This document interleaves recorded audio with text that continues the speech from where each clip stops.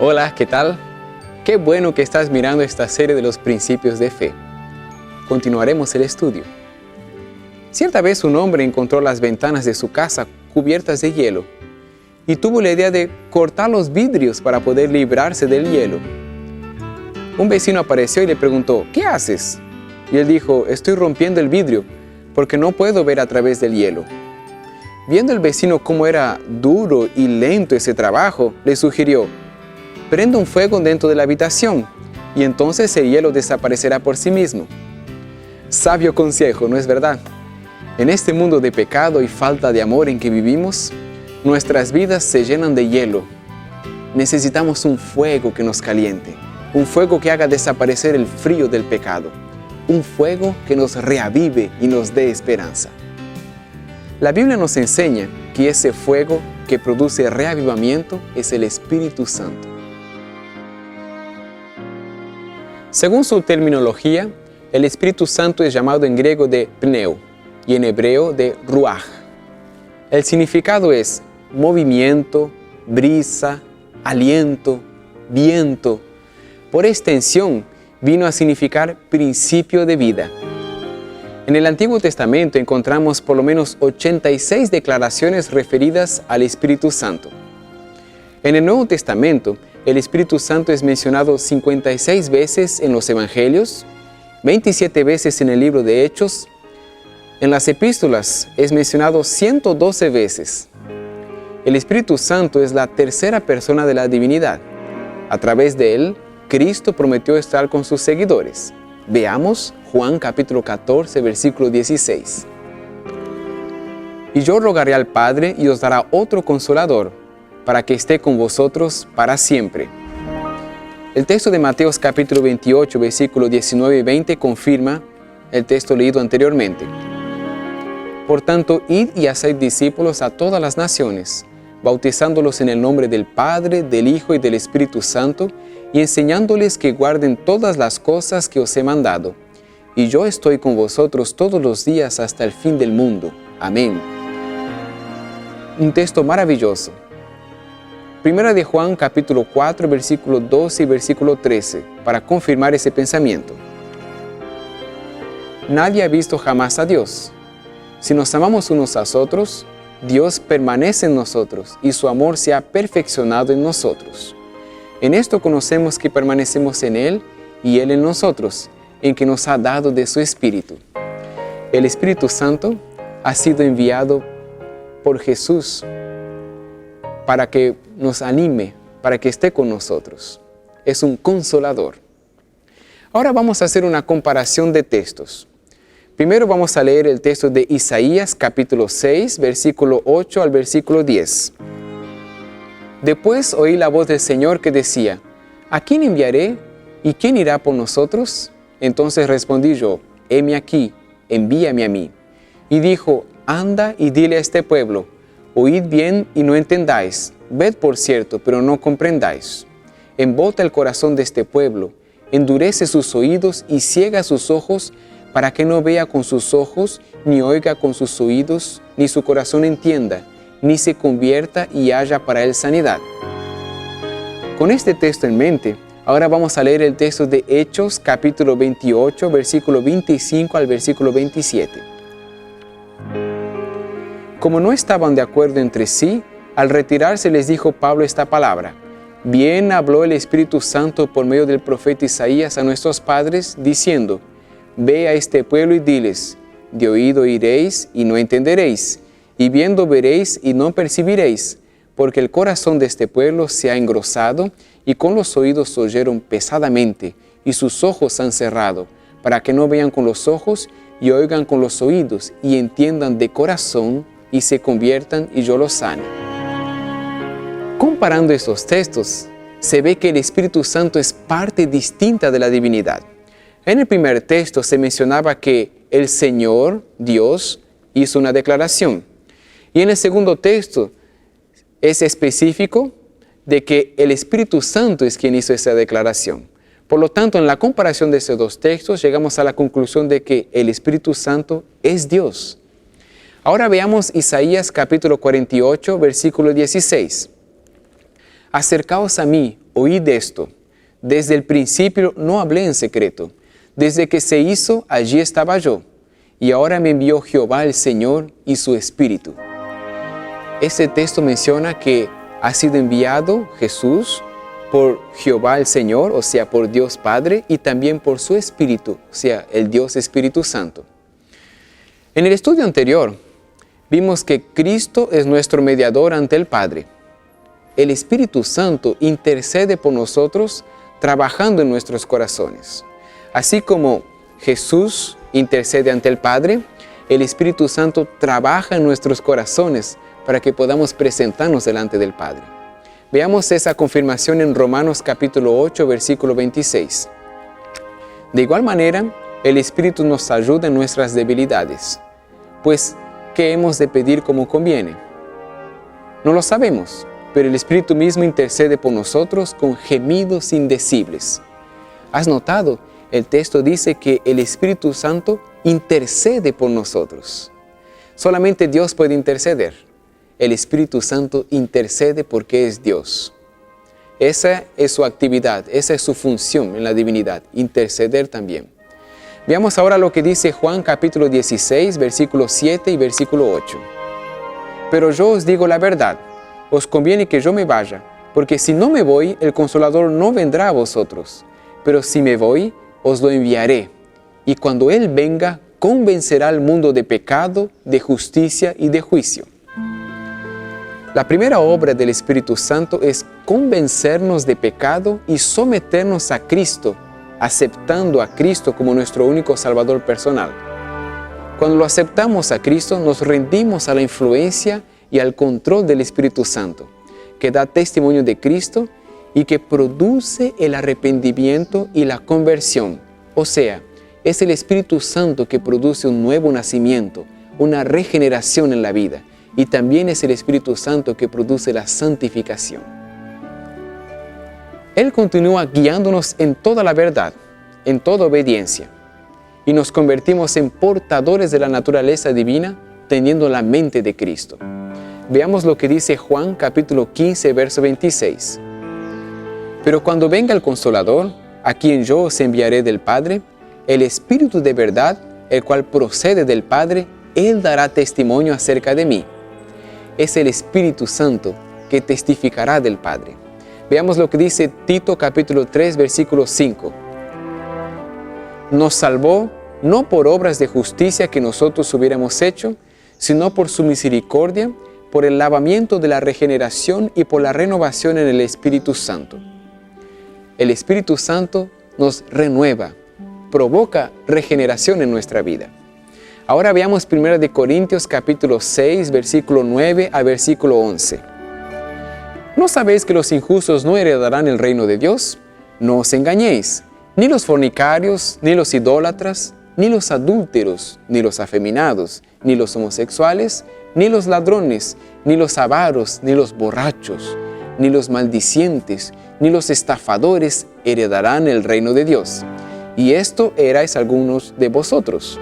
Pero ya habéis sido lavados, ya habéis sido santificados, ya habéis sido justificados en el nombre del Señor Jesús y por el Espíritu de nuestro Dios. Qué maravilloso es comprender que el Espíritu Santo participa de nuestra regeneración, nos lava, nos purifica, nos ayuda a ser mejores personas. En 2 Corintios capítulo 3, versículo 18, encontramos un texto que ayuda a confirmar ese pensamiento. Por tanto, nosotros todos, mirando con el rostro descubierto y reflejando como en un espejo la gloria del Señor, somos transformados de gloria en gloria en su misma imagen por la acción del Espíritu del Señor. ¿Has notado? El Espíritu del Señor, el Espíritu Santo, es que nos ayuda a transformación, nos ayuda a transformarnos. Ahora hablemos un poco sobre la personalidad del Espíritu Santo. ¿Quién es Él? El Espíritu Santo es mencionado a menudo como el poder que viene del Padre y del Hijo, poder que actúa en los seres humanos y a través de ellos. Eso está confirmado en Miqueas capítulo 3, versículo 8. mas yo estoy lleno del poder del Espíritu de Jehová, de juicio y de fuerza para denunciar a Jacob su rebelión y a Israel su pecado. El profeta menciona que él está siendo usado por el Espíritu Santo. En Lucas capítulo 1, versículo 35 encontramos un ejemplo similar. El ángel respondió y le dijo: el Espíritu Santo vendrá sobre ti y el poder del Altísimo te cubrirá con su sombra, por lo cual también el santo ser que va a nacer será llamado Hijo de Dios.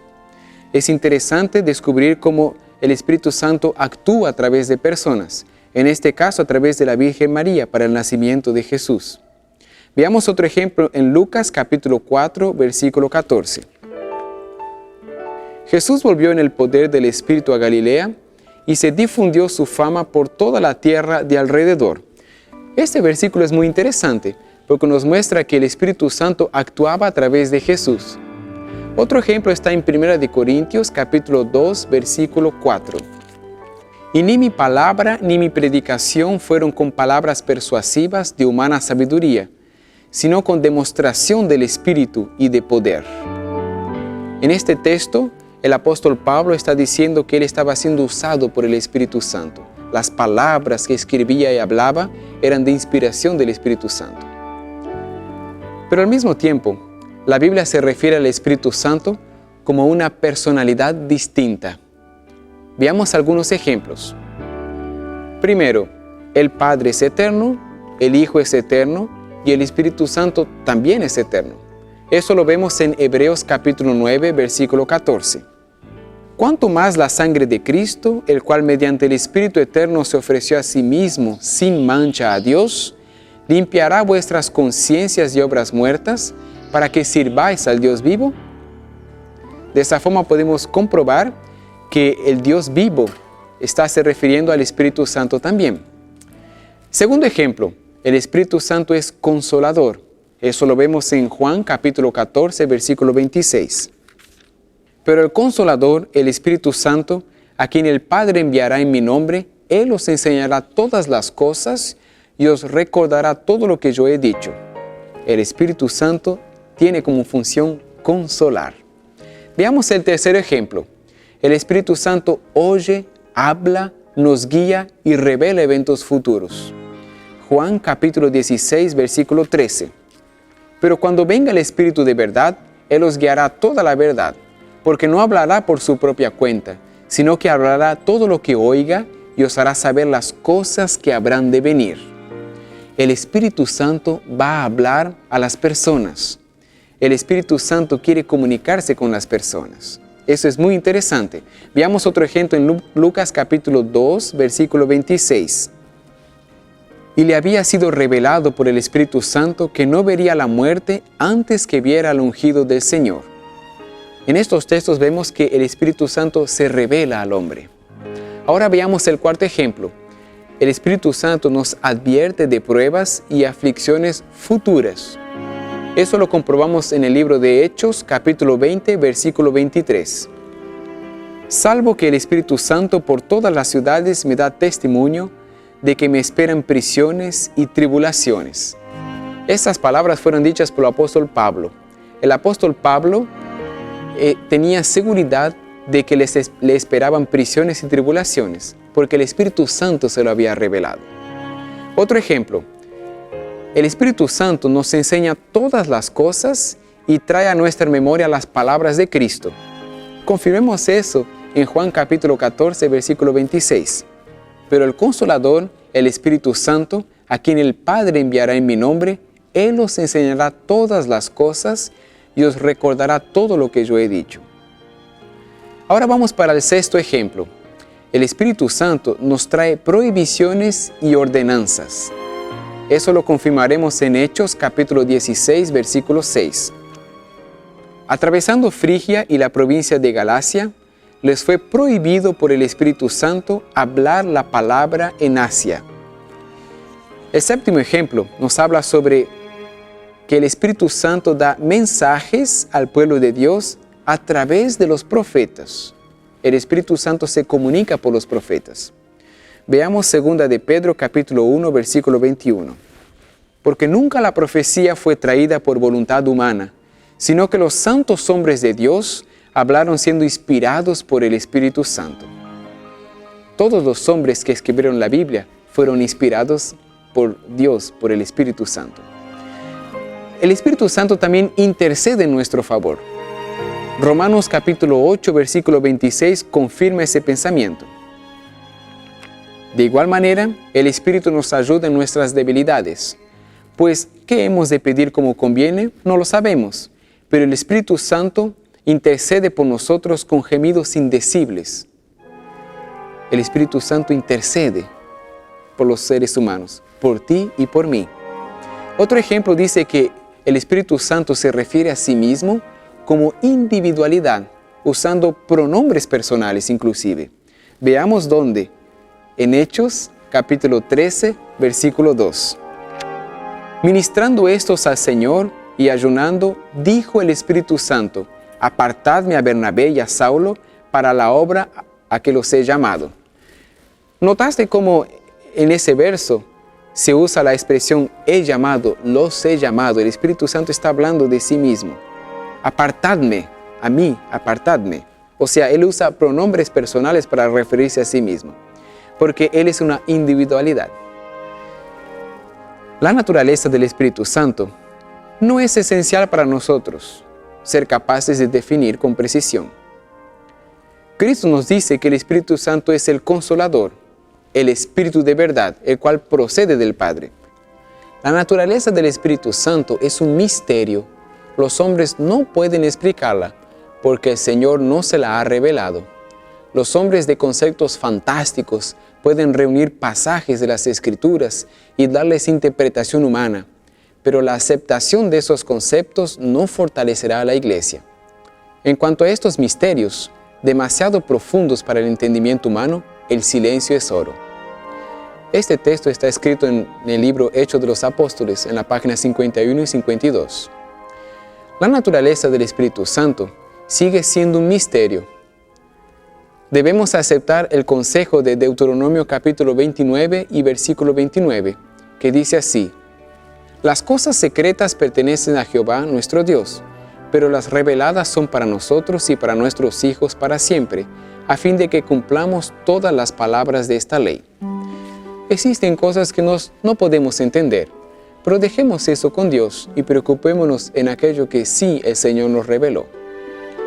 Ahora hablemos un poco sobre la función del Espíritu Santo. El oficio del Espíritu Santo se especifica claramente en las palabras de Cristo. Cuando dice: cuando Él viniere, redarguirá al mundo de pecado y de justicia y de juicio, eso en Juan 16:8. Es el Espíritu Santo el que convence de pecado. Si el pecador responde a la influencia vivificadora del Espíritu, será inducido a arrepentirse y a comprender la importancia de obedecer los requerimientos divinos. Es una cita de Hechos de los Apóstoles, capítulo 52. Ahora veamos en la Biblia el texto de Lucas, capítulo 11, versículo 11 al 13. ¿Qué padre de vosotros, si su hijo le pide pan, le dará una piedra? ¿O si le pide pescado, en lugar de pescado, le dará una serpiente? ¿O si le pide un huevo, le dará un escorpión? Pues si vosotros, siendo malos, sabéis dar buenas dádivas a vuestros hijos, ¿cuánto más vuestro Padre Celestial dará el Espíritu Santo a los que se lo pidan? Mi amigo, mi amiga, quiero decirte que yo soy padre, y si mi hija un día me pide un pedazo de pan, no le voy a dar una piedra. Mismo yo siendo un hombre pecador, un hombre carnal, mismo así le daré un pan. Ahora imagínate Cristo, imagínate el Espíritu Santo, cuando le pides algo, te va a atender. Eso es seguridad, porque está escrito, es promesa de la Biblia. Te quiero hacer una invitación. Te invito a pedir el Espíritu Santo. Te invito a que lo pidas con fe, confiando que lo recibirás. El Espíritu Santo te hará crecer en gracia, en justicia y en verdad. Que Dios te bendiga para eso. Te invito a orar ahora para pedir el Espíritu Santo. Querido Padre Celestial, muchas gracias porque nos das la seguridad de que a través de nuestra oración podemos ser oídos. Queremos pedirte en este momento que derrames tu Santo Espíritu sobre todos, derrama tu Espíritu Santo sobre la persona que está escuchando estas palabras, que está mirando esta serie de los principios de fe, para que esa persona pueda ser llena del Espíritu Santo y pueda tener transformaciones en su vida.